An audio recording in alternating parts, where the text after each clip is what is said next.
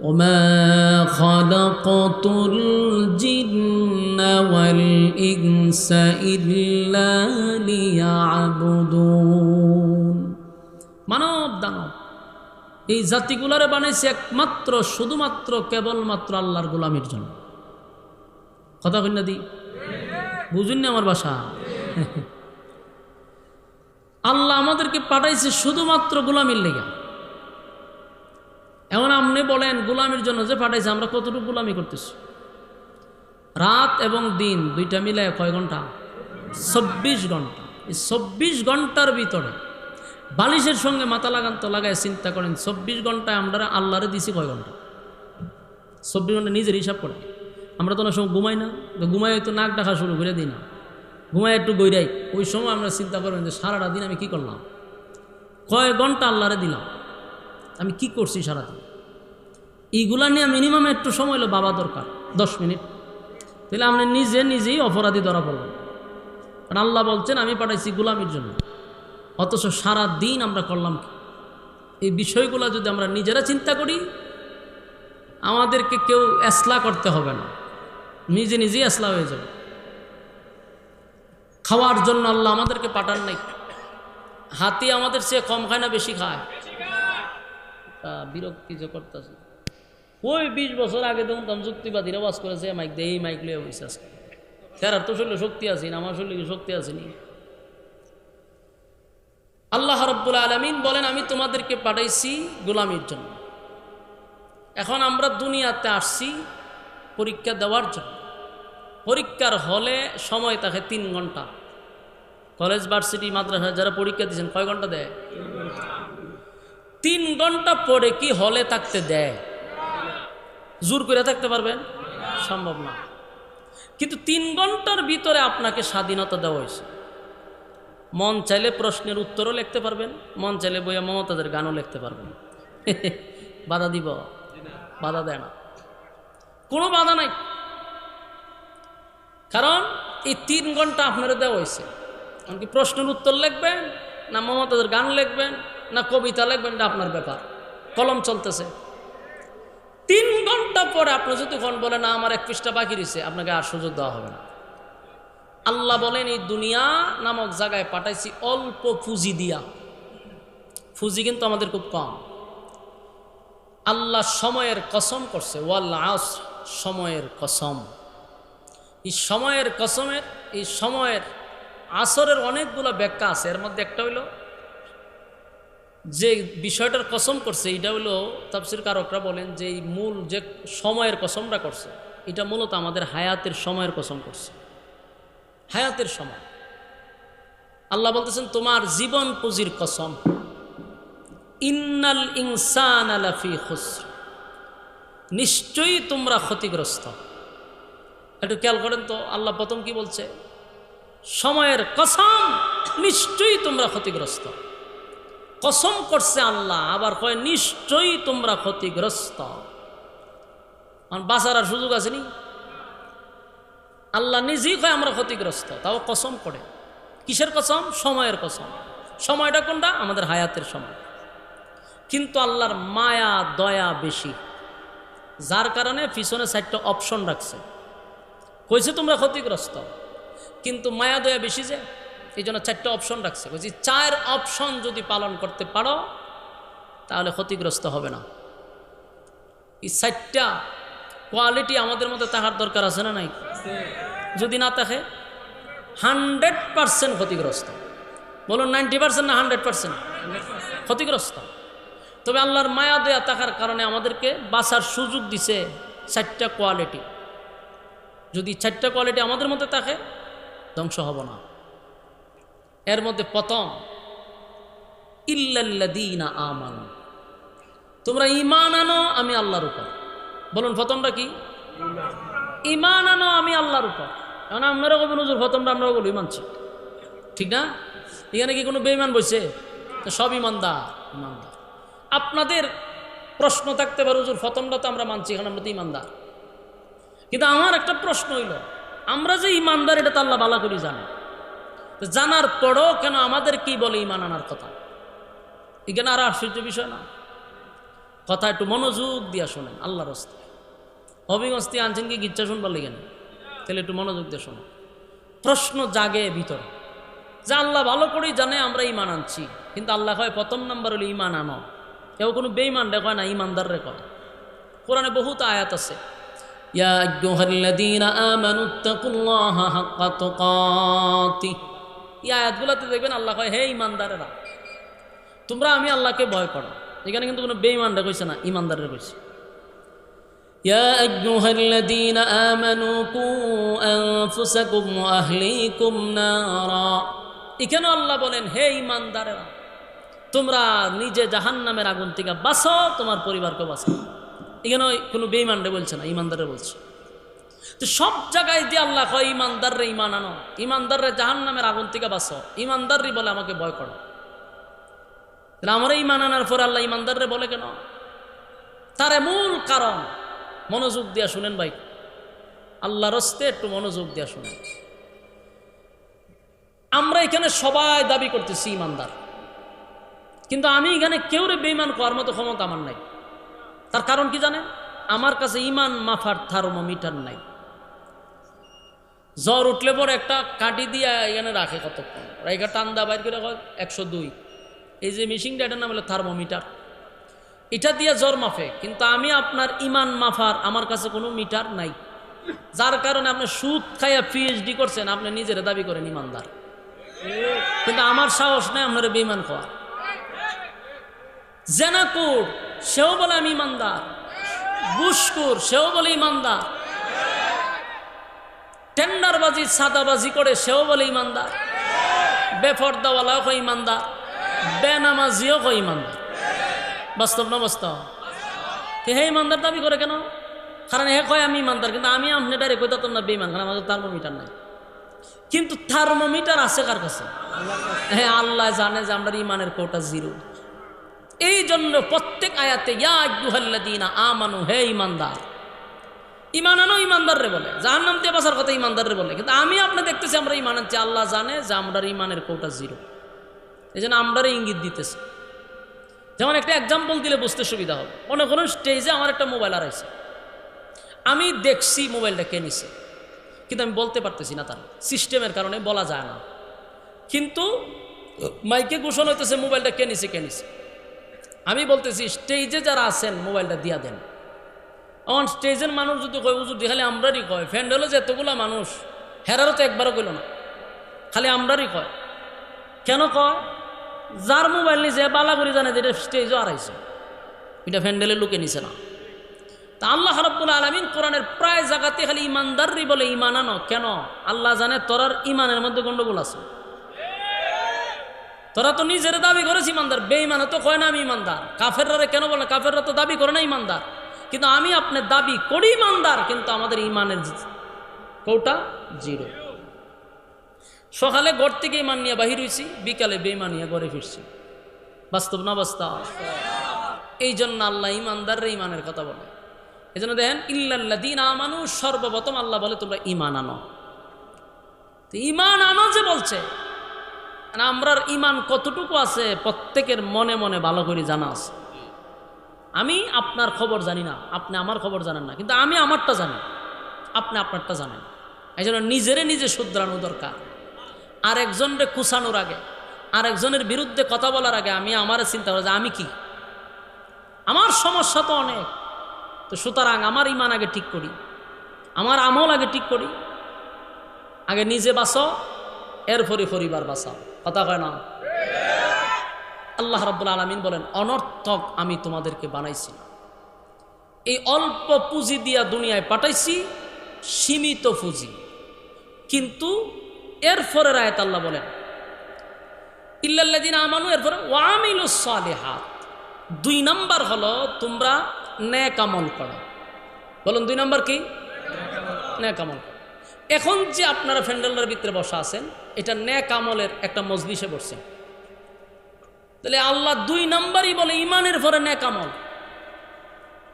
আর নেক আমলটা হলো ওই যে হায়াত হইল ফুজি, আর আমলটা হলো আমাদের জন্য মুনাফা। কথা বুঝিনি? আল্লাহ না জানে। আমাদের ফুজি হইল হায়াত, আর নেক আমলটা হইলে আমাদের মুনাফা, মানে ফুজি কম কিন্তু আমাদের মুনাফা অসীম দরকার, প্রচুর মুনাফা দরকার, কিন্তু ফুজি কিন্তু খুব কম। আর এই ফুজি যদি একবার শেষ হয়, দ্বিতীয়বার ফুজি দিয়ে ব্যবসা দিত না আপনারা কেউ। বলুন ফুজি শেষ হইলে আর দিব আপনারা ফুজি যে আপনি আবার ব্যবসা করেন? আর দিবেন। এখন অল্প পুঁজি দেওয়া পাঠাইছে ব্যবসা করে। ব্যবসা কি বলে? ফুজি হইল আমার হায়াত, আর ব্যবসা হইল মুনাফা, ওই যে নেকামল। এটা তুমি প্রচুর মুনাফা দরকার। 2 নম্বর আল্লাহ বলছে নেকামল করো। 3 নম্বর আল্লাহ রাব্বুল আলামিন বলে ওয়া আমিলুস সালিহাত ওয়া তাওয়াসাউ বিল হক। এখানে একটা বিষয় হলো 3 নম্বরে যে কথাটা আনছি এটা হলো সর্বদা সব সময় হক কথা বলতে হবে। কথা হয় না? হক কথাকে খালি হুজুরই কইতে হয় না, পাবলিকও খাওয়ান দরকার। আমরা দেশের একটা মাইন্ড সেট আপ হয়ে গেছে, যে কোনো বিষয় হলে ইমাম সাহেব নাহলে বক্তা। মুসলমান ইমানদার খালি আমি দাবি করি না, আপনিও করেন, আপনিও করেন, তো হক কথা আপনি করবেন না কেন? কোয়ালিটি কয়টা হয়েছে কইছে আল্লাহ কইছে কোয়ালিটি 4টা, নাহলে ধ্বংস। তাহলে এর মধ্যে 3 নম্বর কি? হক কথা। তো কয়জনের কথা কয়? আপনার গ্রামে একজনে বিয়া বাড়িতে ডুল বাজাইতেছে, বক্স লাগাইয়া ডান্স লাগলো, ডান্স শুনতেছে। আপনি নিজে শুনে এলেন, মসজিদে আইসেন নামাজ পড়তেন। আপনার ইমাম সাহেবের কোনো জোর আগামীকালকে জুম্মা ফাড়ায় ফুড়াই নেবেন। বলে কিতা ফাড়াইতাম? হয় যান এবার আর বাড়িতে বিয়া বাজনা শুরু করছে, এটা জুম্মাতে একটু কয়ে দিন। ইমাম সাহেব যে কইত, এই কথাটা তো তোমার দায়িত্ব ছিল বলা। এই হক কথাটা কি ইমাম সাহেবই কইত না তার দায়িত্ব ছিল? তে হে ইমাম সাহেবের উপরে বারাবার দিয়ে কি এটা উপহার করছে না ক্ষতি করছে? ক্ষতি করছে। ইমাম সাহেব চাকরি দেবো বা, কারণ ইমাম সাহেব যদি কয় যে আপনার বাড়িতে গান বাজনা, কারণ যে বেটার বাড়িতে গান বাজনা বাজতেছে ওইলে মসজিদের সভাপতি। ইমাম সাহেব যদি এ বেটার বিরুদ্ধে কথা হয়, ইমাম সাহেব চাকরি শেষ। সব হক কথা ইমাম সাহেবের উপরে ছেড়ে দিয়েন না। আর আপনি গ্রামের মানুষ, আপনি যদি বিরোধিতা করতেন, আপনারা তো গ্রামতে বের করতে পারতেন। তাহলে এটাকে বলা হয় হক কথা বলতে হয়। আপনি সারাদিন তসবি পড়তেছেন, সুবহানাল্লাহ সুবহানাল্লাহ, সারাদিন তসবি। মক্কার থেকে আইসে তো হাজি সাহ, সারা জীবন আকাম কুকামের PhD করছে, আর মক্কা গিয়া নাম পালাইছে হাজি। আগের ফাজি কিন্তু ঠিকই আছে, কিন্তু এখন হাতে লইছে তসবি আর একটা টুপি মাথা দেওয়ান, মসজিদে খুব দৌড়াদৌড়ি, সুবহানাল্লাহ সুবহানাল্লাহ, সারা দিনে সুবহানাল্লাহ। বাস্তব না বাস্তব? সারা দিন সুবহানাল্লাহ সুবহানাল্লাহ। আমি আপনারা দেবিদ্যার থানাতে চাকরি করছিলাম, এখন কইতে পারতেছি, কারণ হইল সৈরাচার নাই তো। এখানে একজন তাপসীর লোক ছিল, এর বয়ে এই থানার কোনো আলেমরা কথা কইতো না ডরাইয়া। এত জুলুম হে করতো মানুষের উপর। তো হে এত জুলুম করতো, বিচার আচারে দুম শেখাইতো, আর মানুষের উপর অন্যায়ভাবে জুলুম করতো, কারণ এর একটা ক্যাডার বাহিনী আছে। তো কিভাবে জানে, একটা পর্যায়ে বয়স হয়েছে তো গেছে গা হজ করতো, বলে মিলেটের হজও পাঠাইছে। হস্তি গাইয়া দিই মাথার টুপি, ভালো কথা টুপি দিছে ঠিক আছে, কিন্তু ওখান দিয়ে তসবিও আত। তসবি ফরে ঠিক আছে, কিন্তু ফরার সিস্টেমটা শুনেন। তসবি একটা আত লইছ, আমি যদি ফকড় লইয়া রাখি, আমার ফকড় তসবি আছে মনে করেন, কিন্তু আমার যদি আল্লাহকে খুশি করার জন্য ফরা লাগে, তাহলে ফকড়ের ভিতরে হাত দিয়ে তো আমি চালাইতে পারি। মানে এটা বাইর করে গেল সুবহানাল্লাহ সুবহানাল্লাহ সুবহান। একটা যেমনে হইতাছি ঠিক এরকম ভাবে, একটা ওয়াল্লাহি আল্লাহর জাতের কসম, যেইভাবে হইতাছি এইভাবে এখানে দিয়ে রাখে একটু সুবহানাল্লাহ সুবহানাল্লাহ আলাদিন তা করে।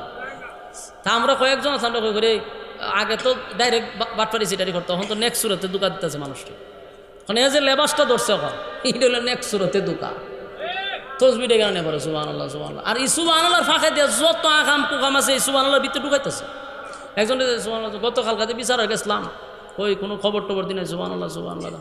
পরের সপ্তাহে কিন্তু বিচার এটা শেষ করতে হবে সুবহানাল্লাহ সুবহানাল্লাহ সুবহান। এই ফরতাজার কইতাছে, এরপর আবার নাতিরে পাইছে, হ্যাঁ সুবহানাল্লাহ, তোর বাপ কই সুবহানাল্লাহ সুবহানাল্লাহ, বাজারটা খোঁজ করে লইতো সুবহানাল্লাহ সুবহানাল্লাহ সুবহান। আবার এনতে খতম করে গেছে দোকানও গিয়া হয় সুবহানাল্লাহ সুবহান, একটা চিনি ছাড়া সাদে সুবহানাল্লাহ সুবহানাল্লাহ সুবহান। এই সব চলতেছে সুবহানাল্লাহর ভিতরে। আর লাস্টে গিয়া যখন ওই তসবির আঘাত একটা ইয়ে থাকে না, এটার দ্বারা যায় গেছে 100 সুবহানাল্লাহ। কিন্তু এই যে সুবহানাল্লাহর ফাঁকে দিয়া যে কত তা ঢুকাইছে, এটি শুদ্ধ 100 হয়ে গেছে। এটিরে কয় অতি ভক্তি সুরের লক্ষণ। তো এই লোকগুলা দেখবেন মক্কা গিয়া নাম পালাইছে হাজি, দেশ হয়ে আছে ফাঁসি ফাঁসি। তো তুমি খালি নামাজ হয়ে আর তসবি তোমার জান্নাতে নিব, হক কথা বলা দরকার আছে না? এ রাস্তা দিয়ে গান বাজা ইমাম সাহেবের ভিতরে, তুই বেটা গিয়ে বাধা দে, বলে এখানে গান বাজনা চলবে না, বিয়ে একটা পবিত্র জিনিস, তুই হারাম দিয়ে শুরু করছো, তো তোর কপালে শান্তি হইব কেমনি? না এই মানুষটা ধরাই। আমি যে কথাটাই বলতে চাই হলো 3 নম্বরে হক কথা। হক কথা খালি এটা না, আরো কিছু আছে। আমরার দেশের সমস্যা হইল কি, আল্লাহ রসুল বলে গেছে প্রথম তুমি প্রতিবাদ করো হাত দিয়া, না পারলে মুখ দিয়া, না পারলে অন্তর দিয়া ঘৃণা করো। এই 3 নম্বরটা সবাই বাচ্চা নিছি। এখন কিছু হইলে সেপ পালাই দেখো, কাস্তাক করলো আসছে, এটার সাথে মানুষের চলেনি। জিগাইলাম অন্তর দিয়ে ঘৃণা করে, অথচ তার হাতের শক্তি আছে, তার মুখের শক্তি আছে, কিন্তু সে কি করতেছে? অন্তর দিয়ে ঘৃণা করতে হয়তো ভালো হয় না। এই সমস্ত বন্ডামি সারা দরকার। প্রতিবাদ হাতে হোক মুখে হোক চলতে হবে। কারণ নাম্বার কত? 3 নাম্বার। 3 নাম্বার হলো হক কথা বলতে হবে আপনার। 4 নাম্বার ওয়াতাওয়াসাউ বিস সবর। 4 নাম্বার হলো ধৈর্য ধারণ করা, সবর করা। এখন সবর বলতে কি বলছেন? ইসলামের ক্ষেত্রে, দিনের ক্ষেত্রে মেজাজ গরম করা যাবে না, ঠান্ডা মাথায় কাজ। একজনে ইসলাম ধর্মের মধ্যে গিয়েছেন, আপনি মাইরা ফিটটা তারা ইসলাম ধর্ম গ্রহণ করাই থাকতেন। দিনের কাজ মাইরা ফিটটা হয় না, ঠান্ডা মেজাজ লাগবে, ধৈর্যতা। কথাখন ঠিক? আল্লাহ বলেন ওয়াল আসর ইন্নাল ইনসানা লাফি খুসর। রব্বে কারীম বলেন সময়ের কসম করছি আমি, সময়ের কসম। ইন্নাল ইনসানা লাফি খুসর, নিশ্চয়ই তোমরা ক্ষতিগ্রস্ত। কিন্তু আল্লাহর মায়া দয়া বেশি হওয়ার কারণে 4টা অপশন আমাদের জন্য রাখছে।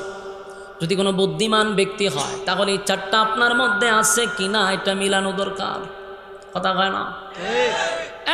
4টা কাজ আপনি আমার মধ্যে যদি তাকে কন্টিনিউ চলে তাহলে আমরা ক্ষতিগ্রস্ত হব না। যুবক ভাইরা আমার, 1 নাম্বার হলো ঈমান। আর ঈমানদারের উপরে মুসিবত আসে। ঈমানদারের উপরে ঈমান যদি আপনার ভিতরে থাকে তাহলে অবশ্যই আপনি পরীক্ষার সম্মুখীন হবেন, এটা 100%। কারণ আল্লাহ একজন মুমিনকেও পরীক্ষা ছাড়া কবরে নেয় নাই, পরীক্ষা আপনাকে দিতেই হবে। কোনো সময় আল্লাহ আপনাকে ধন সম্পদ দিয়া পরীক্ষা করবে, কোনো সময় আপনাকে পথের ভিখারি বানাইয়াও পরীক্ষা করবে, কোনো সময় চেয়ারে বসাইয়া পরীক্ষা করবে, ক্ষমতা দিয়াও পরীক্ষা করবে। আল্লাহ রাব্বুল আলামিন বলেন আমি পরীক্ষা ছাড়া মুমিনকে জান্নাত দেই না। বারবার বলছি পৃথিবীটা হলো পরীক্ষার হল, পরীক্ষার হল। পরীক্ষায় ঢুকলাম কোন সময়? বলে যেদিন থেকে বালেগ হইছি সেদিন থেকে পরীক্ষার হলে ঢুকছি। আর মালাকুল মাউত আজরাইল আসার আগ পর্যন্ত পরীক্ষা চলতেই থাকবে। পরীক্ষার হলের ভিতরে কিন্তু এখন আছে, আমাদের পরীক্ষা চলতেছে, অথচ আমাদের খবর নাই। যেদিন মালাকুল মাউত আজরাইল আসবে সেদিন আমাদের পরীক্ষা শেষ। চাইলেও আর একটা সেকেন্ড আপনাকে থাকতে দিবে না। তাহলে সময় খুব কম। আল্লাহ বলে বান্দারে অনর্থক পাঠাই নাই, অনর্থক পাঠাই নাই, অকারণে পাঠাই নাই। আমি পাঠাইছি গোলামির জন্য। আর গোলামি করতে গিয়া আমি আল্লাহ তোমারে বিভিন্নভাবে পরীক্ষা করব। এমন কোনো একজন মুমিন নাই পরীক্ষা করে নাই, এমনকি নবী রাসূলগণকেও আল্লাহ পরীক্ষা করছে। কথা হয় না? নবী রাসূলগণকেও আল্লাহ পরীক্ষা করছে, যেই নবীদের কোনো গুনাহ নাই, গুনাহ নাই, গুনাহ নাই। আহলে সুন্নাত ওয়াল জামাতের আকীদা হলো নবীরা মাসুম, তাদের কোনো গুনাহ নাই। তাহলে নবীদের গুনাহ নাই, এরপরও নবীরাকে আল্লাহ ছাড়ছে। কথা হয় না? সব নবীদেরকে আল্লাহ পরীক্ষা করছে। যেই নবীদের কোনো গুনাহ নাই তাদেরকেও পরীক্ষা করছে। আল্লাহ কোন নবীরে বাদশাহী দিছে, দিয়া পরীক্ষা করছে। কোন নবীর আল্লাহ অসুস্থতা দিয়া পরীক্ষা করছে, ক্ষমতা দিয়া পরীক্ষা করছে, আবার একেবারে দরিদ্রতা দিয়াও পরীক্ষা করছে। তার মানে পরীক্ষা আমাদেরও আসবে। কেউ যদি ক্ষমতা পায় তাহলে এই ক্ষমতায় বৈশা আল্লাহর শুকরিয়া আদায় করা দরকার। কথা হয় না? আপনারা কি বিরক্ত লাগতেছে? বিরক্ত তো আমার লাগতেছে, আপনারা লাগতো করে লড়াচড়া করেন, লড়াচড়া করেন না। গিচ্ছা কাহিনী কইলে আবার বৈশা থাকলেন, ওই কাল্পনিক গল্প কইলে পাবলিক মজা পায়। তিনি তো আমি পারতাম না, তো একটু মনোযোগ দিয়ে বইয়া শুনতুই, বানাইলে কি করবেন? বেডে বলো আজকে হয়েছে না, ছক্কা চার কেমনে মারবেন? আমারই হয়েছেন আজকে মন মতো। আল্লাহ রস্তে লইরিন না বয়ে তখন আপনারা কি খারাপ লাগতেছে? যুবক ভাই, দিলের কান লাগায় কথাগুলি শুনেন। হয়তো বা আজকের এই মাহফিলে রব্বে কারীম আমাদের কপালে হেদায়েত রাখতেও পারে। কথা কয় না? হেদায়েত কি আসমান থেকে লাইমা দিব? আল্লাহর কাছে চাইতে দিব। হেদায়েত আল্লাহ আসমান থেকে লাইমা দেয় না, আল্লাহর কাছে হেদায়েত চাইতে হয়। আবার অনেক মানুষ হেদায়েতের জন্য ভিক্ষা চায়। আল্লাহ বলেন এমন লোক আছে, আমি আল্লাহর কাছে প্রতিদিন হেদায়েতের ভিক্ষা চাই। হেদায়েত এমন একটা জিনিস, এটা আল্লাহর পক্ষ থেকে আসে, বান্দার কোনো ক্ষমতা নাই, নবীর কাছেও নাই। নবীর কাছে থাকলে সর্বপ্রথম হেদায়েত দিত আবু তালেব রে। কথা হয় না? আবু তালেব যেদিন দুনিয়ার থেকে বিদায় হবে, সেদিন নবী কিন্তু পাশে বৈশা চোখের পানি ছাড়ছে, হয় আল্লাহ বাবার আদর পাই নাই, চাচা কলিজা দিয়া মহব্বত করছে, নিজে না খাইয়া আমি নবীর মুখে খাবার তুলে দিছি, সেই চাচা আমার চোখের সামনে বেঈমান হইয়া মারা যাবে। নবী যখন কান্দে, আল্লাহ আয়াত নাজিল করে বলে, ইন্নাকা লা তাহদি মান আহবাবতা ওয়ালাকিন্নাল্লাহা লা ইয়াহদি মান ইয়াশা। আল্লাহ আপনার খাইলেন, আপনার আপন চাচা হোক, কলজার টুকরা হোক, কিন্তু আপনারা তো হেদায়েতের মালিক বানায় পাঠাইছি না। বলেন, নবীর কি হেদায়েতের মালিক বানায় পাঠাইছি? আপনাকে হেদায়েতের মালিক বানায় পাঠাই নাই, আপনাকে পাঠাইছি হেদায়েতের রাস্তা দেখায়া দেওয়ার জন্য, ওয়াজ করার জন্য আপনি করছেন। বাকি সিদ্ধান্ত আমি আল্লাহ। আপনারা মাহফিল আসছেন, বসছেন, আমার দায়িত্ব হইল ওয়াজ করা, আমি ওয়াজ করব। কিন্তু আপনি যদি নিজে নিজে অনুতপ্ত হন, আল্লাহ বলেন হেদায়েতের মালিক আমি। কারণ প্রত্যেকটা মানুষের কলবের খবর জানে কে? কোন নিয়তে বসছেন, কেন বসছেন জানে কে? যদি মনে থাকে আল্লাহর নিজের পরিবর্তন করার জন্য, তাহলে অবশ্যই হেদায়েত লইয়া বাড়ি যাবেন ইনশাআল্লাহ। অন্য কোনো উদ্দেশ্য আছে? যুবক ভাই, রব্বে কারীম বলেন, বান্দা শোন, এক নাম্বার কথা হলো পরীক্ষার হলে পাঠাইছি। পৃথিবী চিরস্থায়ী নয়, এটা ক্ষণস্থায়ী। এই পৃথিবী আমি একদিন ধ্বংস করে দিব, কিছুই রাখবো না। কুল্লু মান আলাইহা ফান ওয়া ইয়াবকা ওয়াজহু রাব্বিকা যুল জালালি ওয়াল ইকরাম। আল্লাহ বলেন সব ধ্বংস করে দিব, শুধু থাকবে কে? আল্লাহ বলে, ইজা জুলজিলাতিল আরদু জিলজালাহা ওয়া আখরাজাতিল আরদু আসকালাহা। যুবক ভাইরা, পৃথিবী একদিন ধ্বংস হবে, এর মধ্যে কোনো সন্দেহ নাই, সব ধ্বংস করে দিবে।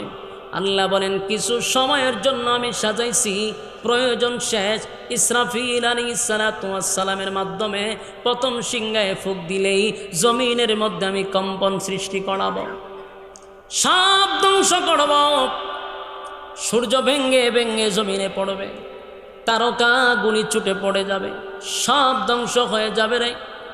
আল্লাহ বলেন শুধু না তাই না, আরশ বহনকারী ফেরেশতাদেরকে আমি শেষ করে ফেলব, সমস্ত ফেরেশতাদেরকে শেষ করে দিব। এমনকি ইসরাফিলও শেষ, মিকাইলও শেষ, আজরাইল শেষ, জিবরাইল শেষ, তারাও শেষ। সব যখন শেষ হবে, বাকি থাকবে কে? সেদিন আল্লাহ থাকবে একা, সব ধ্বংস, কেউ নাই। সেদিন আল্লাহ বলবেন লিমানিল মুলকুল ইয়াউম। আল্লাহ ডাক দিয়ে বলবেন, পৃথিবীর রাজা বাদশারা তোমরা কোথায়? আজকে তোমরা দাপট দেখাও। পৃথিবীর জমিনে কিছু সময়ের জন্য পাঠাইছিলাম, 16 বছরের রাজত্ব পাইয়া কত মানুষের উপরে নির্যাতন নিপীড়ন চালাইছ, নিষ্পাপ মানুষগুলারে বছরের পর বছর আয়না করে বন্দি রাখছ, মানুষের অধিকার নষ্ট করছ, বাক স্বাধীনতা নষ্ট করছ। একটা দুইটা নয়, কত শিশুদেরকে এতিম করা হয়েছে, কত নারীদেরকে বিধবা করা হয়েছে, পাখির মতো কুকুর বিড়ালের মতো মানুষকে গুলি মারা হয়েছে। আল্লাহ বলেন এই রাজত্ব বেশি দিনের জন্য দেই নাই, কয়েক বছর। কিন্তু এত নিকৃষ্ট এত নির্মমভাবে অত্যাচার করছে। আল্লাহ কয় আজকে তোরা কোথায় আমার সামনে দাঁড়ায় কথা কও? সেদিন দাঁড়াইব কেউ?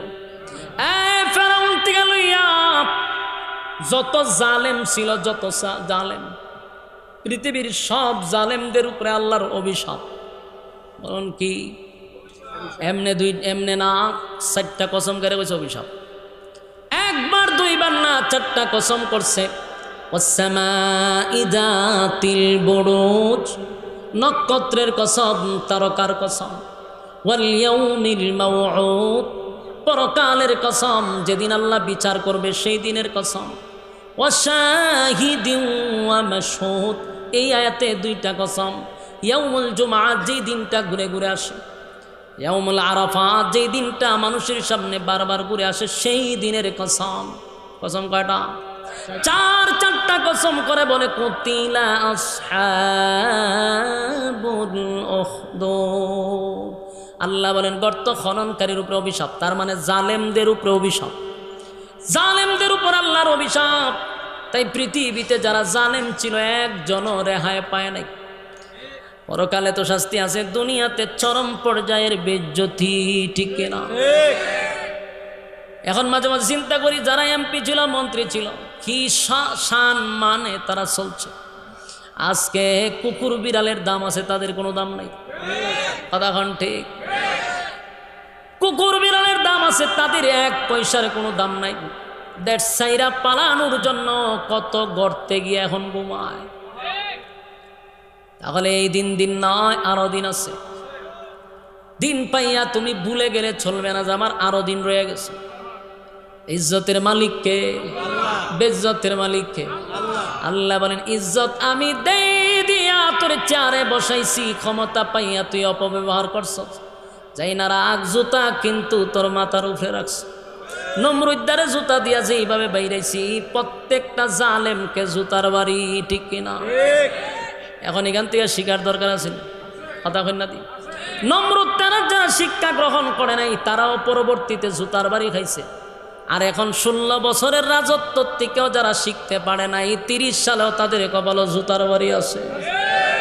এই জন্য শিখতে হবে, শিক্ষা গ্রহণ করার দরকার আছে না নাই? যুবক ভাই, ক্ষমতা দিয়ে আল্লাহ পরীক্ষা করে।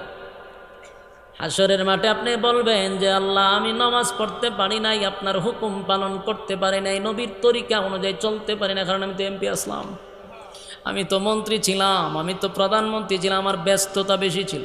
আল্লাহ হয় খুব বেশি, বলে হ। আল্লাহ হয় বা সুলাইমান কোথায় আছো? সুলাইমান আলাইহিস সালামকে সামনে দাঁড় করায় বলবে আমার সুলাইমানের চেয়েও বেশি কি তুই ব্যস্ত আছিলি? তুই 56,000 বর্গ কিলোমিটারে একটা দেশে রাজত্ব করছিস, আর আমার সুলাইমান আসমানের নিচে যত এরিয়া আছে সব জায়গার রাজা আমি সুলাইমান রে বানাইছি।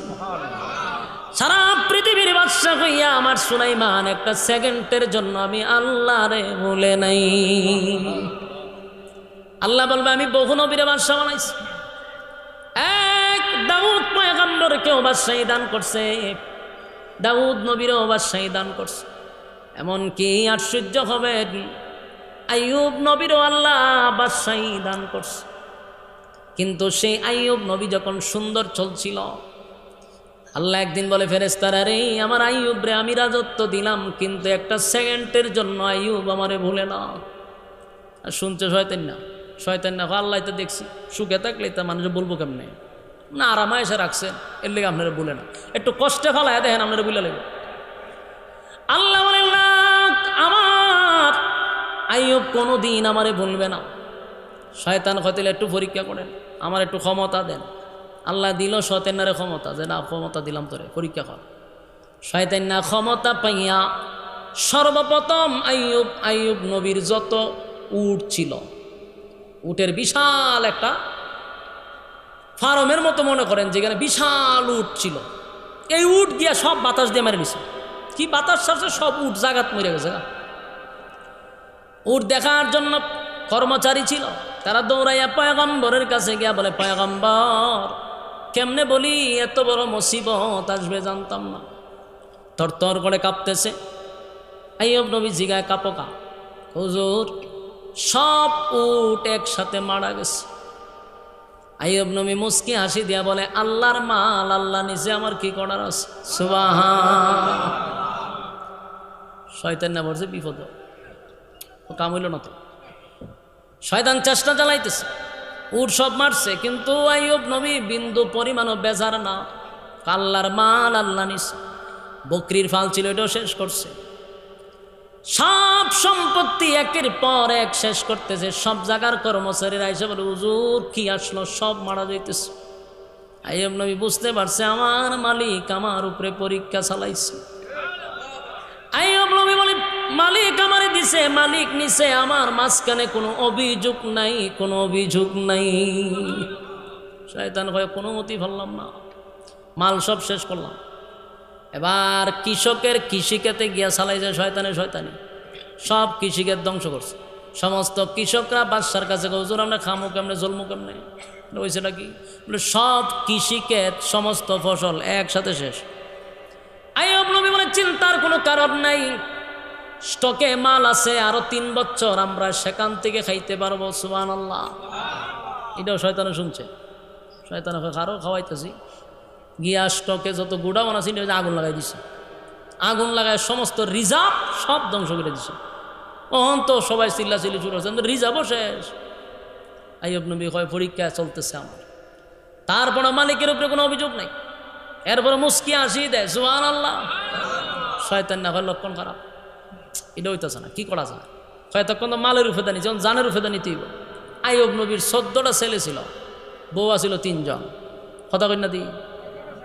14টা ছেলে, বউ 14টা ছেলে এক জায়গায় বসে পড়তেছে।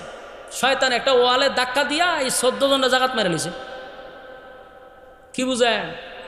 আমার একটা ছেলে 2টা ছেলে যদি একসাথেই মারা যায় কেমন কষ্ট লাগবে? বাবা হিসাবে সহ্য করা যায়? আইয়ুব নবীর কাছে খবর আসছে, পয়গম্বর 7টা ছেলে একসাথে মারা গেছে। আইয়ুব নবী বুঝতে পারছে আমার মালিক আমার উপরে পরীক্ষা চালাইছে। আইয়ুব নবী বলে, এটা আল্লাহর মাল, আল্লাহ দিছে, আল্লাহ নিছে, মাঝখানে আমার কোনো অভিযোগ নেই। পরীক্ষা। আমরা ধৈর্য ধরতে পারবো? আমরা যদি একে একে 2-3টা ক্ষতি হয়, তখন আমরা কি কই? আল্লাহ খালি আমারই দেখে, খালি আমারই চিনে। ঠিক নেই? কিরো আমি শুনছি, আমার সামনেও কইছে মুরব্বী একজন। আমি বলছি, চাচা কেমন আছেন? খুব বেশি বালা না। কেরে? কয়াগল টাটা আমার উপরে পড়ে। গুরু একটা মরে আছে, টাটা করে গড় একটা হয়ে গেছে, খালে আমারই দেখে। আমাদের ভিত্তি কিন্তু এটা আসে, কিন্তু পয়গম্বরের সব শেষ হয়ে যাচ্ছে। উনি বলেন, আল্লাহর দেওয়া মাল আল্লাহ নিচে, মাঝখানে আমার কি অভিযোগ? সুবহানাল্লাহ। আল্লাহর দেওয়া মাল আল্লাহ নিচে, আমার কোনো অভিযোগ নাই। 14টা সন্তান মারা গেল। আইয়ুব নবী বিন্দু পরিমাণ কোনো অভিযোগ নেই। শয়তান কয়, এখন কি করি? জানের উপর দিয়ে নিলাম, মালের উপর দিয়ে নিলাম, কোনোভাবেই আইয়ুব নবীরে কাবু করা সম্ভব হয় না। কারণ শয়তান চ্যালেঞ্জ করছে কার সাথে? আল্লাহর সাথে। এবার আইয়ুব আলাইহিস সালাতু ওয়াস সালাম বারবার আল্লাহর উপরে সন্তুষ্ট। মুস্কি হাসি দেয়া হয়, আমার মালিক আমারে পরীক্ষায় ফলাইছে রে। কান্না রুল পড়ে গেছে সারা রাজ্যে, কিন্তু আইয়ুব নবীর বিন্দু পরিমাণ কোনো অভিযোগ নেই। একটা পর্যায়ে শয়তান কয়, এমনি হবে না, এখন তার শরীরের উপরে আমার বল প্রয়োগ করতে হবে। একটা বাতাস ছাইরা দিছে, দেওয়ার সাথে সাথে আইয়ুব নবীর শরীরটা ফুলে গেছে। সেখান থেকে বিভিন্ন ধরনের গোটা বাহির হয়েছে। হ্যাঁ, বড় বড় গোটা বাহিরছে। এখান থেকে পুষ বাহির হইতেছে। শরীরের মধ্যে একটা দুর্গন্ধ সৃষ্টি হয়েছে, পুষ বাইরিতেছে। 3টা বিবি ছিল তো, 2জনই দুর্গন্ধের কারণে ছাইরা দিয়ে গেছে। কথা বুঝতেছেন? পয়গম্বরের বউ, মনে রাখেন, আপনি আমার বউ তো বহুত দূরে, একটু দুর্গন্ধর কারণে 2 বিবি হয়, এটা আমাদের সম্ভব না। গেছে গা, বাকি রিজে কয়জন? এই জন্য আপনাদেরকেও বলি, ভালোবাসা কতদিন? যতদিন আপনি কামাই করে খাওয়াইবেন, যতদিন শরীর ভালো। খাওয়াটা ভাঙ্গে 1 মাস করে দেন বিছনা, বউ এক হবে তোমার চেহারা দিকে থাকতাম। বাস্তব না বাস্তব?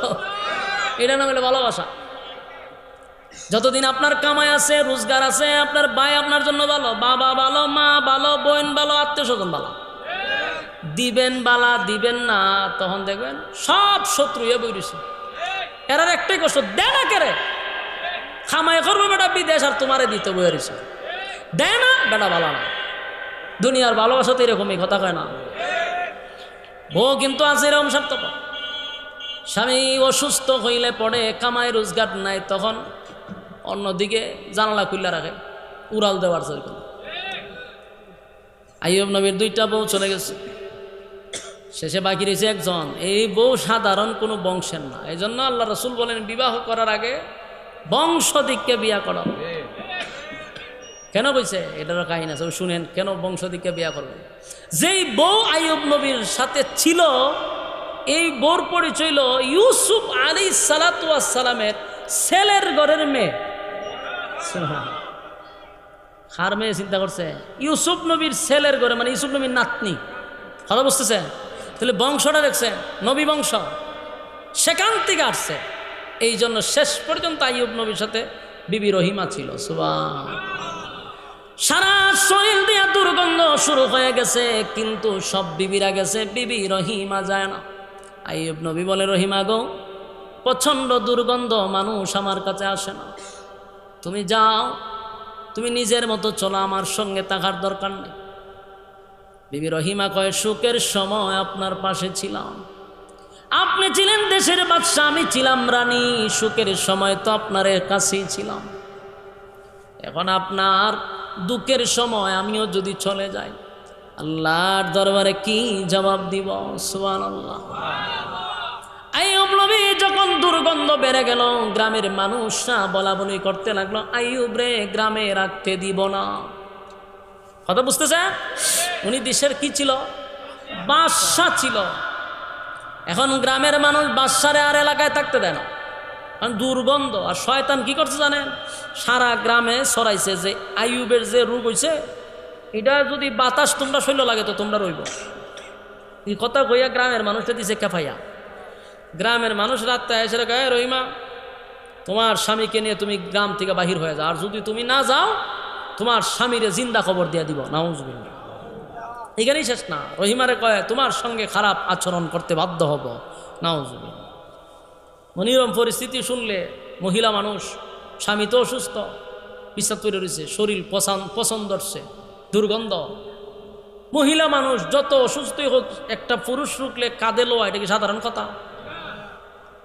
গ্রামের মানুষ কেউ আইয়ুব নবীর পাশে আসে না, গ্রামেও থাকতে দেয় না, কিন্তু মহিলা রহিমা কোনোভাবেই স্বামীরে যে নিয়ে যাইব ওই সুযোগ নেই। কিন্তু গ্রামের মানুষ এমন হুমকি দিছে, এখন গ্রাম ছাড়তে হইব। রাত্রের বেলা স্বামীর একটা চাদরে জড়াইয়া দুইরা কাঁদে নিছে, কিন্তু উনি ছিল রানী। রানী কি শান শৌকতে থাকছে। হ্যাঁ, এই রানী এখন স্বামীরে কাঁদে নিছে, নিয়ে আস্তে আস্তে একটু একটু কইরা আগাইতেছে সামনে। এই গ্রাম সাইরা আরেক গ্রামে গেছে, সেখানে মানুষ থাকতে দেয় নাই। শেষে আইয়ুব নবীরে লইয়া জঙ্গলে চলে গেছে, জঙ্গলে যেখানে মানুষ বসবাস করে না, সেখানে গিয়া রাত্রি যাপন করতে লাগলো। কিন্তু পেটে তো খিদা লাগে, কথা কই না দি? উপর দিয়া রূপ, কিন্তু পেটে খিদা আসেনি, খিদা, পেটে প্রচন্ড খিদা। এখন রহিমার কাছে যা ছিল এটা তো সপ্তাহ 10 দিন চলছে, এখন টেয়া পাইব কো, খাওয়াইব কি? রানী ছিল। শেষে স্বামীর খেদমতের জন্য, স্বামীর পেটের খিদা নিবারণ করার জন্য মানুষের বাড়ি বাড়ি গেছে কাজ করার লেগে। বাদশার বউ ছিল, বাদশার বউ। এলাকার মা বোন যদি ওয়াজ গোলা শুনতেছেন, তাহলে কিছু শিখার আছে আপনাদেরও। স্বামীর খালি সুখের সময় থাকবেন, দুঃখের সময় থাকবেন না। কথা হয় না, এরই কথা মানে বেটেন দেখো, এরই হয় না তো বেটেন দেখি তা হইতো। খালি কি সুখের সময় থাকতো আপনার পাশে, আর দুঃখের সময় থাকতো? স্বামীর এক সময় ইনকাম আছে, আর এক সময় নাই, স্বামীর ছেড়ে দেওয়া দেব। বিবি রহিমার থেকে শিক্ষা গ্রহণ করো। সারা শরীর পছন্দ হচ্ছে, কিন্তু সবাই ছেড়ে দিল বাদশার বউ। আর রহিমা কিন্তু সাধারণ কোনো মহিলা ছিল না। কার মেয়ে? ইউসুফ নবীর ছেলের মেয়ে, মানে নাতনি। কেমন সুন্দর হইব! হ্যাঁ, সুন্দরের বর্ণনা শুনলে তো আপনারা আশ্চর্য যাবেন না। ইউসুফ নবীর আল্লাহ পৃথিবীর অর্ধেক সুন্দর দিয়া দিছিল। সেই নবীর ছেলের যদি মেয়ে হয় কেমন সুন্দর হবে, সুবহানাল্লাহ। এমন মহিলা হইয়াও স্বামীর খেদমত করার জন্য মানুষের দ্বারে দ্বারে গেছে কাজ করবার লাগে। কয়েকদিন মানুষের বাড়ি বাড়ি কাজ করছে, যা টাকা পাইছে তা দিয়ে খাবার সংগ্রহ করছে, না স্বামীর মুখে খাবার দিছে। কিন্তু শয়তান না আবার দেখছে, কই সভ্য না, সেটা তো সমস্যা। শয়তানে গ্রামে গ্রামে গিয়া কয়, তোমরার বাড়ির যে একটা মহিলা কাজ করে জানো নি কেটা? বলে কে? কইলা ওই আইয়ুব নবীর বউ। আইয়ুব নবীর যে রূপ, সারাদিনই কেন তাকে, তোমরা তো সারা এলাকায় রূপ সরাইব, দিছেনি ফেস লাগায় শয়তান না। এখন তো গ্রামে আর কাজও দেয় না। শয়তানের এই বক্তব্যের কারণে গ্রামের মানুষ আর রহিমারে কাজেই নেয় না। একটা দুইটা দিন নয়, 18 বছর এই রোগে আক্রান্ত। কত বছর? রহিমা 18টা বছর কাম কাজ কইরা কইরা খাওয়াইছে। একটা সময় আর মানুষ কাজে রাখে না। এবার রহিমা বলল, তোমাদের ঘরে কাজ করলে তোমাদের সমস্যা, আমি তোমাদের লাকড়ির ব্যবস্থা করে দিই। কোরাল হাতে নিয়া লাকড়ি সংগ্রহ করতে লাগলো। সাধারণ কথা, একটা বাদশার বউ লাকড়ি ঘাটে, কাটুরিয়ার কাজ করে, সেটা দিয়ে অনেক দিন গেল। এরপরও শয়তানে আরো গিরিঙ্গি লাগাইছে। ওই মহিলা যে গ্রামে গ্রামে হাঁটে, অনেক মানুষের এই রোগে আক্রান্ত হয়েছে, হুদুদি হয়, ফেস লাগাই দিছে। এখন মানুষ তার দিয়ে লাকড়িও খাটায় না। এখন টেয়া পাইতো স্বামীরে খাওয়াইব কেমন? স্বামীরে খাওয়ানোর জন্য গ্রামে গ্রামে ঘুরলো, এখন আর কাজ দেয় না। হাইরে রহিমার মনের মধ্যে কষ্ট, আমার স্বামী পেটের খিদা সহ্য করতে পারবে না। এবার কোনো দিকে কাজ নাই, একদিন চলে গেছে, খাবার নাই, পেটের খিদায় আইয়ুব নবী অস্থির হয়ে গেছে। কোথাও যখন কাজ পায় না, রহিমা মাথার চুল অর্ধেক কাইটা বিক্রি করছে। সুবহানাল্লাহ। বাড়ি দিয়া হয়ে সুবহানাল্লাহ, বাড়িতে কইতেন গিয়া ওইখানে খাওয়ার দরকার নাই। কেমনে কইতেন? আপনার বউ তো চুল কাইটা আপনারা খাওয়াইছে, হ্যাঁ? কেমনে খাওয়াইতো? সুবহানাল্লাহ। তাই না, রহিমার মাথার চুল কাটছে শুধু স্বামীরে খাওয়াই বললে, আর কোনো কাজ নাই। কিতা করতো? খাওয়ানি তো লাগবে। এত সৌন্দর্য একটা মহিলার চুল অর্ধেক কাইটা বিক্রি করছে, বিক্রি করে এটা নিয়ে আসে স্বামীরে খাওয়াইছে। কিন্তু শয়তান না বড় খারাপ, এইটাও সহ্য করতে পারছে না। এ মানুষের সুরত ধরছে, দইরা আইয়ুব নবীর কাছে গিয়া কয়ো, খানা দে খাও, শুয়ে শুয়ে তো খানা খাও, জানো নি খাওয়ান কেমনে আয়ে? ও কেমনে আয়ে? ও তোমার বউ চুরির দ্বারা খাইছে। নাউজুবিল্লাহ। কিটাও কে বাড়ি দিয়া কইবে? আচ্ছা, সব কিতা রেখেছেন বাড়ি দিয়া কইবে লেগা? তো কইয়ান বাড়ি দিয়া কইয়া, দরজা লাগাইয়া বউর লুই কইয়া। শয়তান না কত বড় খারাপ। হয় আপনার বউর খাওন দেখান, চুরি কইরা দরাত পড়ছে, এরপরে মানছে মাথার চুল খামাই লিছে। আপনি তো বিশ্বাস করেন, আপনি আপনার বউর মাথাটা একটু দেখেন, লাগছে নি ফেস? আইয়ুব নবী সর্বনাশ, আমি একটা ভয় কামব, চুরির খাবার যদি আমার খাওয়াইতে আমার জীবন শেষ। আইয়ুব নবী খুব গেছে চিত্তা। রহিমাজন গেছে, হয় তোমার মাথার কাপড়টা আগে সরাও। রহিমার তো ভিতরে মূর্ছা মারছে, সর্বনাশ। এখন যদি আমার মাথাটা আমার স্বামী দেখে, মনে অনেক কষ্ট পাবে। আর রহিমা তার জানা না এই ফেস দিয়ে লাগাইতে গেছে। রহিমার ভিতরে চিন্তা করলো, আমি যদি আমার মাথাটা দেখাই আমার স্বামী কষ্ট পাবে রে, কেমনে দেখাই? কিন্তু আইয়ুব নবী বারবার বলছে মাথার চাদর সরাও। মাথার চাদর সরাইতে দেখে মাথার অর্ধেক চুল নাই। আইয়ুব নবী রাগান্বিত হয়ে গেল। পয়গম্বর রাগান্বিত হইয়া বলল, তুমি যে আমারে খাবার খাওয়াও, নিশ্চয়ই তুমি চুরি কইরা আমারে খাওয়াইছো। আমারে তুমি চুরির খাবার একজন পয়গম্বরে তুমি খাওয়াইলা। রহিমা কান্না শুরু করছে, না, চুরি করে আপনাকে খাবার খাওয়াইনি। কিন্তু আইয়ুব নবীর তো দরবেশে হয়ে গেছে, শয়তান না দরবেশের সুরত দিয়েছে। বারবার আইয়ুব নবী রাগান্বিত হইয়া বলল, আমি যদি সুস্থ হই 100 বেথের আঘাত তোমারে দিব। কিন্তু এতে রহিমার মনে কষ্ট নাই, চোখের পানি ছেড়ে দিয়া কান্না শুরু করছে। আয় আল্লাহ, আপনি তো জানেন আমি চুরি করি নাই। আমার স্বামীর ভিতরে যে কষ্টটা ঢুকলো, আমি চুরি করে আমার স্বামীরে খাওয়াইছি। কানতে কানতে রহিমা অস্থির হয়ে গেছে। এর ভিতরে রহিমা সরে গেছে, জিবরাইল হাজির। সুবহানাল্লাহ। জিবরাইল বলে, এই পয়গম্বর, আপনি জানেননি আপনার বিবি আপনার জন্য কি করছে? আপনার 3 বেলা খাবার জোগাড় করতে গিয়ে আপনার বিবি মানুষের বাড়ি বাড়ি কাজ করছে।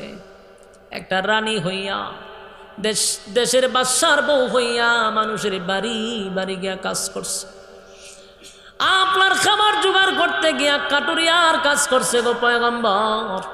মানুষ যখন কাজ দেয় না, আপনার প্রচন্ড পেটের খিদা আপনার স্ত্রী বরদাস্ত করতে পারে না, তাই নিজের মাথার চুলগুলা কেটে বিক্রি করে আপনারে খাওয়াইছে, চুরি করে না। আই আপনাকে শুই না, চোখের পানি ছেড়ে দিয়া কান্দে আর কয়, হায় রে আমার রহিমা আমার জন্য এতটুকু কষ্ট করল। স্বামীর জন্য কত মহব্বত আর ভালোবাসা, যেই নবীর কাছে গ্রামের কেউ আসতে পারে না দুর্গন্ধের কারণে। শুধু দুর্গন্ধ নয়, কিরা পোকে সারাটা শরীর একেবারে জাজরা করে ফেলছে। কামড়াইতে কামড়াইতে সারা শরীরে কিরা, সারা শরীরে কিরা। 1 দিন 2 দিন নয়, 18টা বছর আইয়ুব নবীর আল্লাহ পরীক্ষা করছে। 1 দিন 2 দিন না, কয়দিন পারবেন? একটা কিরা পোক যদি আঙ্গুলের চিপায় যদি কামড়ায় কি কষ্ট লইব, আর সারা শরীর কামড়াইতেছে। একটা সময় আইয়ুব পয়গম্বর সারাটা শরীর ওনার কামড়াইতে কামড়াইতে একেবারে শেষ, মাংস সব খাই দিছে। এরপরে উনি আল্লাহর প্রতি অসন্তুষ্ট নয় গো, আল্লাহর প্রতি অসন্তুষ্ট না। এইভাবে যখন চলতেছিল, কিছুদিন পরে কিরা পোকাগুলি কামড়াইতে কামড়াইতে আইসা এখন মুখে ধরছে, মুখের টুটে কামড়ায়। একটা পর্যায়ে জিব্বাতে কামড় শুরু করছে। আইয়ুব আলাইহিস সালাতু ওয়াস সালাম জিব্বাতে যখন কামড় দেওয়া শুরু করছে, এবার আইয়ুব নবী একটা চিৎকার দিয়া বলে, মালিক আমার রাজত্ব শেষ, পথের ভিখারি হয়ে গেলাম, আমার 7টা সন্তান চলে গেল, কোনো অভিযোগ আপনি মালিকের উপরে আমি করি নাই, আপনার দেওয়া মাল আপনি নিছেন, আমার কোনো অভিযোগ নাই, আমার সন্তানগুলি মারা গেছে, আমার কোনো অভিযোগ নেই, আমার সারা শরীর 18 বছর ধরে কিরায় কামড়ায়, আমার কোনো অভিযোগ নাই। কিন্তু মালিক আজকে আমি বাধ্য হইয়া আপনার দরবারে অভিযোগ করতেছি, আমার সারা শরীর আপনি মাটির সঙ্গে মিশায়া দেন, কোনো অভিযোগ আপনার প্রতি আমার নাই গো, কিন্তু আমার জিব্বাটা আপনি হেফাজত করেন, কারণ এই জিব্বা দিয়া আপনি মালিক রে আমি ডাকি। আল্লাহ আমার শরীরে যখন কিরায় কামড় দেয়, সারাটা শরীর বিষাক্ত হয়ে গেছে, আমি যত কষ্টই হোক, আমি যখন আপনি মালিকের নাম জিব্বা দিয়া লড়াইয়া লড়াইয়া আমি আল্লাহ আল্লাহ বলতে থাকি, আপনার নামটা মধুর সুরে বলি, পিছনের সারা শরীর যে কিরায় কামড়ায় আমার কোনো খবর নাই। আপনার নামের মধু এত মজা, আপনার নামের নামে এত মজা এত মজা, আমার শরীরে কিরায় কামড়ায় আমার কষ্ট নেই, অভিযোগ নেই, কিন্তু আমার জিব্বাটার হেফাজত করেন। সুবহান। যুবক ভাই, আজকের এই কথাগুলির থেকে শিক্ষা গ্রহণ করেন, কোন নবীদের একটা গুনাহও ছিল না, সমস্ত নবীরা ছিল মাসুম, কিন্তু আল্লাহ সেই মাসুম নবীদেরকেও পরীক্ষা করছে রে, মাসুম নবীদেরকেও পরীক্ষা করছে। 18 বছর কিরা কামড়াইছে, এরপরও কোনো অভিযোগ নাই। এরপরে যখন জিব্বায় কামড় দেয়, আল্লাহর কাছে বলে মালিক জিব্বার হেফাজত করে। আল্লাহ তখন জিব্রাইলে পাঠাইয়া দিছে, বন্ধুরে আমার আইয়ুব নবী আমার জন্য 18 বছর কষ্ট ভোগ করলো, একদিনের জন্য আমার কাছে কোনো অভিযোগ দিল না, আমার বন্ধু ফাঁস, পরীক্ষায় কি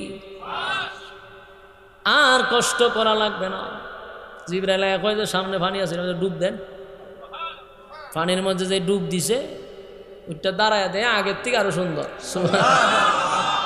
ও আগের রূপ ফিরাইছে, সুটাম দেহের অধিকারী, চেহারার থেকে নূর চমকাইতেছে, সুন্দর হয়ে গেছে, একটা ফুকও নাই, আগের থেকে আরো সুন্দর। আল্লাহর শুকরিয়া আদায় করতেছে, এর মধ্যে বিবে রহিমা এসে শিক্ষার মাঝে ওমা এটা কেটা কারণ আগে তো বিস্তাত আসিল গন্ধ না ডিভা দিয়াইতো এমন সুদর্শন এক পুরুষ আগের থেকে আরো অনেক গুণ সৌন্দর্য বাড়াই দিচ্ছে। এবার রহিমারে ডাক দিল যে ভয় পাওয়ার কিছু নাই, আল্লাহ আমারে পূর্ণ সুস্থতা দান করছে। এই 18 বছর জঙ্গলে কাটাইছে। এবার বিবি রহিমার লইয়া আবার গেছে দেশে। আল্লাহ এই আইয়ুব নবীর প্রতি এত খুশি হয়েছে, আগের যত ধন সম্পদ ছিল এর থেকে 10 গুণ আরো বাড়াই দিছে। রাজত্ব আবার ওনার হাতে দিছে, দেশের বাদশাহী আবার ফিরাই দিছে। কিন্তু একটা কথা, ওই যে রহিমারে 100 বেতের আঘাত দিব কসম খেয়ে লেছিল। এখন তো আইয়ুব নবী কান্না শুরু করছে, আল্লাহ রাগের মাথায় তো কইছিলাম, আমি তো জানি না, আমি তার গায়েব জানি না, আমার বিবি তো চুরি করে নাই, কিন্তু আমি মনে করছি শয়তানের কথা শুই না ভাবছি যে আমার বউ আমার চুরির মাল খাওয়াইছে। আমি কইছি কসম করছি 100টা বেত বাড়ি দিব, 100 বেত যদি রহিমারে বাড়ি দেয় রহিমা মারা যাবে। আমি রহিমা পাবো গো, যেই রহিমা সুখের সময় দুঃখের সময় আমার পিছু ছাড়ে নাই। এমন কান্না শুরু করছে আইয়ুব নবী রহিমার লাগে। আল্লাহ দুস্থ টেনশনের কোনো কারণ নাই, 100 বেত কইছ বাড়ি দিবা, অসুবিধা নাই। 100টা গমের ডেটা আছে না, ইডির 51 করছে করে বাড়ি মারো মরবো নি। তুই হচ্ছে 100 বেত রাখা, যদি 100টা বেত তুই 51 কর, 100টা ডুবা 51 করে বাড়ি দিছে, কসমের কাফারা আদায় হয়েছে। প্রত্যেকটা নবীকে আল্লাহ পরীক্ষা ছাড়া, নবীরা তেমনি মাসুম, জান্নাত এদের জন্য তেমনি আছে, এরপর আল্লাহ পরীক্ষার গাড়ে ফাঁস করাইয়া ঢুকাইছে। সুবহানাল্লাহ। আমার আর তোমার কি পরীক্ষা ছাড়ো? কথা কইল না দি, পরীক্ষার জন্য প্রস্তুতি নেন। মুসিবত আসবে, কিন্তু মুসিবতের সময় ধৈর্য ধারণ করতে হবে, আর বলতে হবে আল্লাহ দিছে আল্লাহ নিছে। এই কথা বলা যাবে না আল্লাহ খালি আমার এই কথা বলা যাব? যুবক ভাই, পরীক্ষা ছাড়া কোনো নবীরে আল্লাহ পরীক্ষা ছাড়া নেয় নাই। যে খলিলুল্লাহ উপাধি পাইছে পরীক্ষা ছাড়া। ইব্রাহিম নবীর উপর আল্লাহ পরীক্ষা চালাইছে, আইয়ুব নবীরে পরীক্ষা দিল, ইব্রাহিম খলিলুল্লাহরে পরীক্ষা দিল, প্রত্যেকটা নবীরে পরীক্ষা দিছে, নূহ পয়গম্বরে পরীক্ষা দিছে, ইউনুস পয়গম্বরে পরীক্ষায় ফলাইছে। তোমার আর আমারও যদি জান্নাতের ভিতরে ঢুকতে হয় তাহলে পরীক্ষা ছাড়া সম্ভব না। ইমানের পরীক্ষা দিতে হবে। আর যদি পরীক্ষায় ফেল করো, আল্লাহ বলেন ইন্না জাহান্নামা কানাত মিরসাদা। যদি পরীক্ষায় ফেল করো, জাহান্নাম তোমাদের জন্য উট পেতে বসাও। ইন্না জাহান্নামা কানাত মিরসাদা লিত্তাগিনা মাআবা লাবিসিনা ফিহা আহকাবা লা ইয়াযুকুনা ফিহা বারদান ওয়ালা শারাবা ইল্লা হামীমান ওয়া গাসসাকা। কি তো চিল্লাচিল্লি করে, হ্যাঁ ছেড়ে দিতাম এই ভাকরাইছে জুনাই দিয়েছে আমারে যে বাঁচাইছে হেতে বেচারা। ঘটনা হইল কি তা জানেন? আজকে এর আন্দোলন হয়েছে মনে না, কি এর আন্দোলন? ওই যে গার্মেন্টস শ্রমিকরা আন্দোলন করতে গিয়া পুরা জেমে সব শেষ।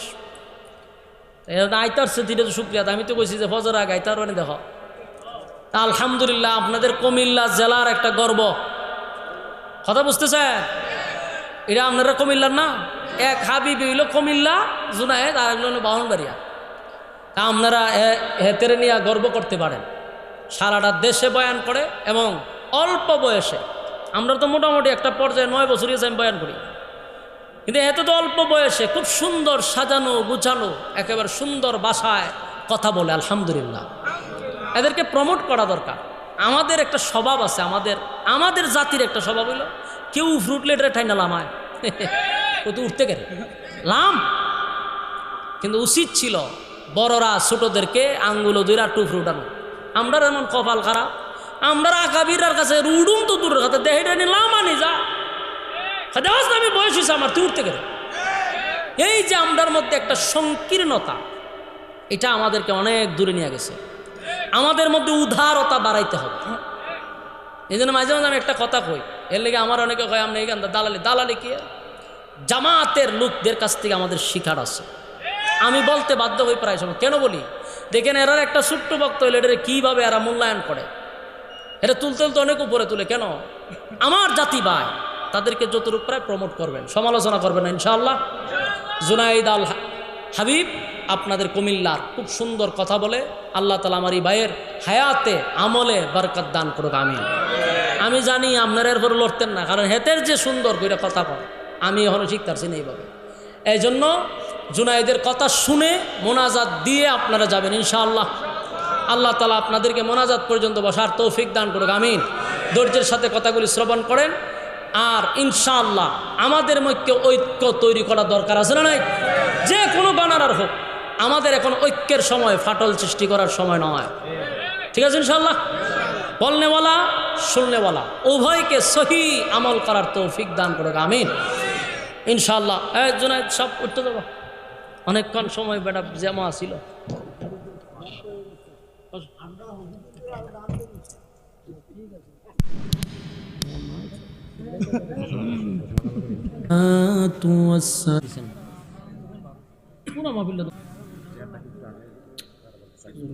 মুখ লাগায় তোর ওয়াশ করা যায়, সঙ্গীত গাওয়ান যায়, এর সিগারে 10 ডাবল থাকে।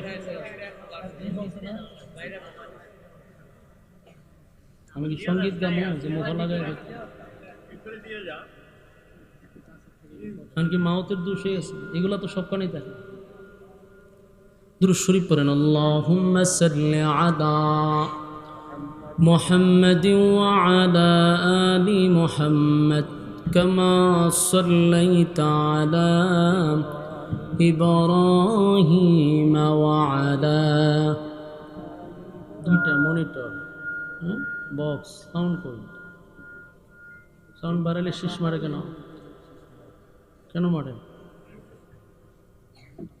পড়েন পড়েন, আল্লাহুম্মা সাল্লি আলা মুহাম্মাদিন ওয়া আলা আলি মুহাম্মাদ কামা সাল্লাইতা আলা ইব্রাহিম ওয়া আলা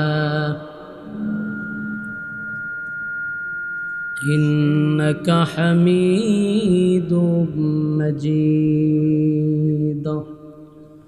اللهم بارك على محمد وعلى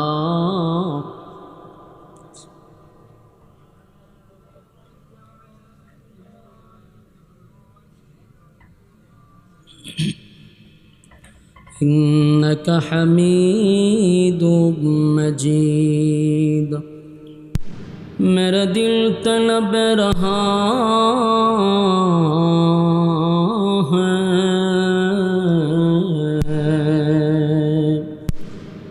मेरे जले रहा है सीना, ए दवा वही मिलेंगी मुझे ले चलो मदीना बलगल औला।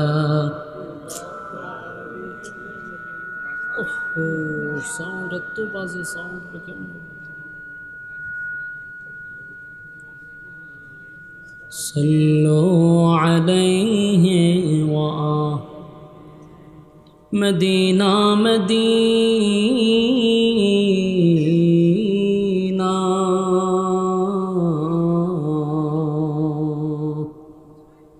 मदीना मदीना मोमिनों की गुनगुना है, दीदारे मदीना आशिकों की तमन्ना है, बलगल औला। দুইটা আপনার মনিটর হিসাবে স্টেজে বসা দেওয়ার কথা ছিল, হ্যাঁ এরপরে বক্স। আপনি বুঝতেছেন কি পরিমাণ একবারে এইভাবে ওয়াজ করতেন করেন।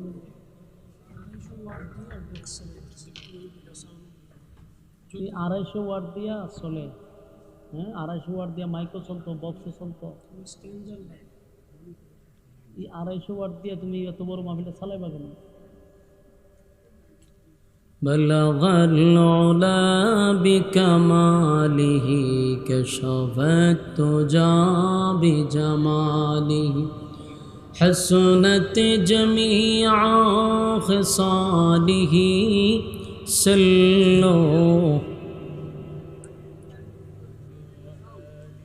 আলহামদুলিল্লাহ। কুমিল্লা জেলার অন্তর্গত দাউদখান্দি উত্তর সিনামুড়া বাইতুল জান্নাহ জামের মসজিদের উদ্যোগে আয়োজিত আজকের এই বার্ষিক ওয়াজ মাহফিলের সম্মানিত সভাপতি জনাব মোহাম্মদ জসিম উদ্দিন ভুইয়া সাহেব, আজকের মাহফিলের আলোচক হিসাবে এতক্ষণ আপনাদের সামনে যিনি নসিহত পেশ করেছেন উদীয়মান তরুণ বক্তা হজরত মাওলানা মুফতি আলী আকবর সাহেব, ওয়াজ করছেন হজরত মাওলানা মুফতি ইমরান হোসেন মুজাহিদি সাহেব, এবং আপনাদের কুমিল্লা জেলার এক তরুণ ওয়াইজ উদীয়মান তরুণ বক্তা হজরত মাওলানা জুনায়েদ আল হাবিব সাহেব কুমিল্লা। প্রচণ্ড জ্যামে আছে, প্রচুর জ্যামে। ইনশাআল্লাহ হয়তো আমার পরে আপনাদের সামনে কথা বলতে পারে, দোয়া করতে থাকেন। এছাড়াও আরও অনেকেই আছেন। প্রধান অতিথি হিসাবে জনাব ওয়াহিদুজ্জামান মাসুদ ভুইয়া সাহেব, এছাড়াও আছেন জনাব মোহাম্মদ হাজি লুৎফুর রহমান সাহেব, জনাব হাফেজ নূর আলম সিদ্দিকী সাহেব, জনাব মোহাম্মদ আব্দুল মমিন মোল্লা সাহেব সহ দিগার অতিথিবৃন্দ মুআজ্জিজ মুকাররম হজরত উলামায়ে কেরাম। উপস্থিত আছেন তরুণ যুবক বায়ারা, মুরব্বিয়ান আজম, আওয়াজ যতটুকু দূরে যায় অবস্থানরত পর্দানিশী মা ও বোনেরা, সকলকে আমার অন্তরস্থল থেকে জ্ঞাপন করছি মুবারক সবটুকুন শুকরিয়া আল্লাহ সুবহান মহিয়ান গড়িয়ান সর্বশক্তিমান আল্লাহ পাকের জন্য, যিনি দুনিয়ার সমস্ত ফিতনা ফাসাদ থেকে হেফাজত করে হাজারো মানুষের মাঝখান থেকে যাচাই এবং বাছাই করে নির্বাচিত করে পছন্দ করে মহব্বত করে ভালোবেসে সুস্থ অবস্থায় আমাদেরকে এখানে আসার এবং বসার তৌফিকটুকু দান করেছেন। শুকরিয়া আদায় করছি আলহামদুলিল্লাহ। লক্ষ কোটি দুরুদ এবং সালাম আল্লাহর সৃষ্টির প্রধান আকর্ষণ জনাবে মুহাম্মদুর রাসূলুল্লাহ সাল্লাল্লাহু আলাইহি ওয়াসাল্লামের উপর। সম্মানিত সুধী, আমরা রাস্তাঘাটে দোকানপাটে অনর্থক অকারণে নিষ্প্রয়োজনে সময় নষ্ট না করি, আমরা প্যান্ডেলের ভিতরে চলে আসি। রাত দিন অক্লান্ত পরিশ্রম করে এই মসজিদের কমিটি এই মাহফিলটি আপনাদেরকে উপহার দিয়েছে, সুতরাং আমরা সময় নষ্ট না করি। হায়াত যদি থাকে, মানে আগামীকালকে পর্যন্ত যদি বেঁচে থাকি, তাহলে কিন্তু গল্প করার সময় আছে, রাস্তায় আড্ডা মারারও কিন্তু আমাদের কাছে সময় আছে যদি বেঁচে থাকি। কিন্তু আগামীকালকে বাচ্চা থাকলেও এই মাহফিলটাতে কি বসা সম্ভব? তাহলে বুদ্ধিমান ওই ব্যক্তি যে রাস্তাঘাটে গল্প না করে প্যান্ডেলে চলে আসা। একটা মাহফিলের পিছনে কমিটির অক্লান্ত পরিশ্রম থাকে। মাহফিলটা কেন করানো হলো, কেন আয়োজন করলো, এর দুই একটা উদ্দেশ্যের মধ্যে একটা উদ্দেশ্য হলো এলাকার মানুষ যেন দিন বুঝে, দিন শিখে। এই জন্য দূর দূরান্ত থেকে ওলামায়ে কেরামদেরকে ইনভাইট করা হয়। আপনাদের জন্যই তারা আয়োজন করছে না। আপনারা যদি রাস্তাঘাটে সময় নষ্ট করেন, তাহলে যারা মাহফিলটা করাইছে আর অত্যন্ত ব্যথিত মর্মাহত। মেহেরবানি করে আমরা প্যান্ডেলে চলে আসি। আর এই প্যান্ডেলটার ভিতরে যতক্ষণ বসা থাকবেন গুনাহ না হওয়াটাই সম্ভব। প্যান্ডেলের বাহিরে গেলে গুনাহ হওয়াটা সম্ভব। তাই গুনাহমুক্ত এক পরিবেশে আল্লাহ আমাদেরকে বসার সুযোগ করে দিয়েছেন, এটা আমাদের জন্য এক নিয়ামত। আর আল্লাহ রাসূল বলেন, নাজালাত আলাইহিমুস সাকিনা, দ্বীনি মজলিসে যতক্ষণ বসা থাকবেন ততক্ষণ উপর থেকে সাকিনা রহমত নাজিল হবে। আপনার এলাকাতে সুবহানাল্লাহ আসেনি? কোন সময় কোন কেউ মারা গেলে আমার তো কইতেই হইব, উপর থেকে সাকিনা রহমত নাজিল হইব। সুবহানাল্লাহ কেন আসেনি? মাইক লইয়া কথা বলার একটা অভ্যাসে পরিণত হয়ে গেছে। তো তার কপালও বলে এখানে কিরামান কাতিবিন, তো না আমি কিছু কইতে পারতাছি না সইতে পারতাছি, কারণ এখানের একটা অংশ আবার আমাদের কিরামান কাতিবিনটা ছেড়ে দিবে, এই ভয়ে আমি চুপ আছি। না হয় তারা জিগাইতাম যে এত বড় প্যান্ডেলটাতে 250 ওয়ার্ডের মিশিং দিয়ে কীভাবে চলে, শুধু হিসাবটা নিলেই কিন্তু তার সব হিসাব আমি পেয়ে নিতাম।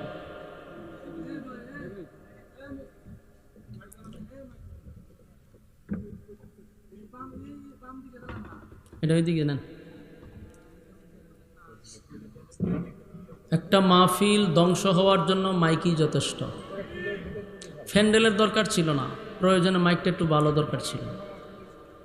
কারণ প্যান্ডেল দেওয়া মাহফিল না, মাহফিল হলো মাইক দেওয়া।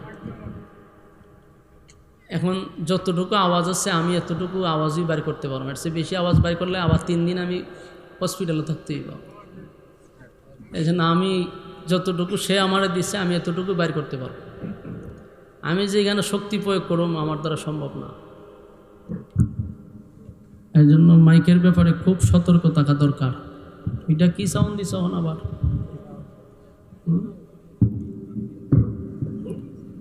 আরো সাউন্ড নষ্ট, এটা তো বিরক্তিকর, এটা বিরক্তিকর। ছোট্ট এক মেশিন রয়েছে যেটা মসজিদের 4টা মাইক দিয়ে চলে। এটা আমার এখানে 500 ওয়াটের মাইক দিয়ে আমি মসজিদের মাইক চালাই, এটা 250 মাইক। এই জন্য সাউন্ড বাড়ালে শীষ দেয়। মাইকের ব্যাপারে কিন্তু আমি অনেক অভিজ্ঞ, আমি বলতে পারি, আওয়াজ শুনলে বলতে পারি কোন মেশিন দিয়ে মাইক চালাইতেছে। এই ব্যাপারে আমি খুব পিএইচডি করা। এই জন্য অনেক বাংলাদেশে আমার একটা সমালোচনা হইলো মাইক নিয়ে কেন কথা বলি না, আমি তো এদের গুমর ফাঁস করি। প্রশ্ন হইলো তুমি বক্স মনিটর এগুলোর বিল তুমি নিবা, কিন্তু 1 পয়সার কাজে আসতেছে না, তার মেশিনে খাবারই দিত না, সাউন্ড বাড়াইবার শীষ দিব, কারণ তার ক্ষমতা নাই। যাই হোক, আর সে বেশি বললে এটা একটা টপিক হয়ে যাবে, এই জন্য এটা আর বলতে চাচ্ছি না। এখন আপনারা মোনাজাত পর্যন্ত আসুন না আমার সাথে, আছে আপনারা যত আওয়াজ দিবেন আমার থেকে আওয়াজ পাইবেন। আর পরিবেশটা যদি সুন্দর করে দেন তাহলে বক্তার কথা বলার আগ্রহ তৈরি হবে। যে এলোমেলো কইরা অবস্থা প্যান্ডেলের, এতে বক্তার কথা বলার আগ্রহ নষ্ট হয়। অনেক মানুষ এখনও বাহিরে আছে। বিনয়ের সাথে বলবো আপনারা প্যান্ডেলে চলে আসুন, কথা বলার একটা সুযোগ করে দেন। মোনাজাত পর্যন্ত আসেননি ইনশাআল্লাহ, ওয়াদা কইরালাম। বলে হুজুর মোনাজাত পর্যন্ত হাত তুলেন। এই হাত তুলেন না, লক্ষণ তো খারাপ হয়েছে। কারণ এখনো 20-30 জন হাত তুলে নাই,